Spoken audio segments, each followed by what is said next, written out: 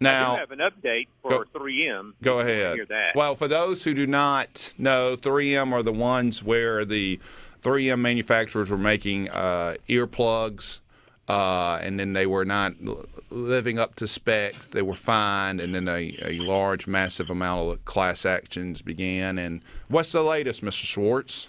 Well, the story is what they did is they bought a company that was making earplugs and made them 3M earplugs, and then they manipulated them to meet the military standards. And when they clipped them, they didn't work anymore.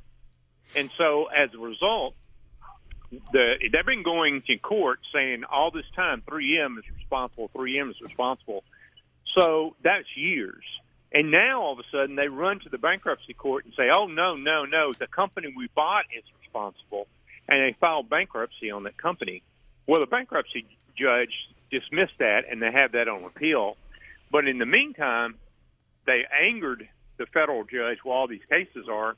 So she sanctioned 3M, and she sanctioned them to the point where they can't deny liability anymore.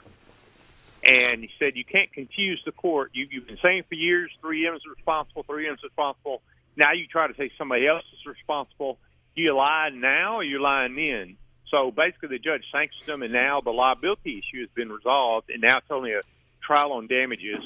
The first trial is in February, scheduled for February, and it ought to be a big one. I don't believe they'll let it go to trial. I don't. But we'll see. Okay. Now, some other big cases that you are working on, the hair straighteners, what's going on what's that about? Well, the hair straighteners had chemicals in there, and these are over-the-counter hair straighteners that cause certain types of cancers, ovarian, female cancers, basically. And as a result, they had that in there. They didn't warn you about it, but it had it in there, and they knew it was toxic. And as a result, we have many women who unfortunately have cancer because of the hair straightener product. And, of course, we're doing a lot of Camp Lejeune cases. Okay. Now, what is Camp Lejeune? Camp Lejeune is in North Carolina, and we have a lot of military personnel and even people who work there that were on there for a month. Didn't have to be continuous, but 2 weeks or 2 weeks, whatever. And they trained Marines there, and as a result, they were drinking polluted water. The government has admitted that the water is polluted, and they passed a law in the Senate and the House that allows the military to sue the government for their injuries, which is certain types of cancers, because they knew it was polluted, they didn't fix it, and unfortunately, our military drank that water, and a lot of people have suffered. We represent a lot of people at Camp Lejeune, and you've got a 2-year statute, so it's going on now. So if you or anyone's been in Camp Lejeune, I don't recall the years off the top of my head. Maybe you can look it up, Brett.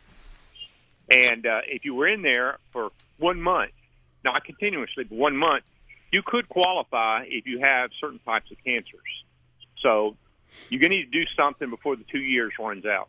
But no, if people have any questions about those cases, please call our Mass Tort Department. They're run by a young lady named Vanessa. She's fantastic.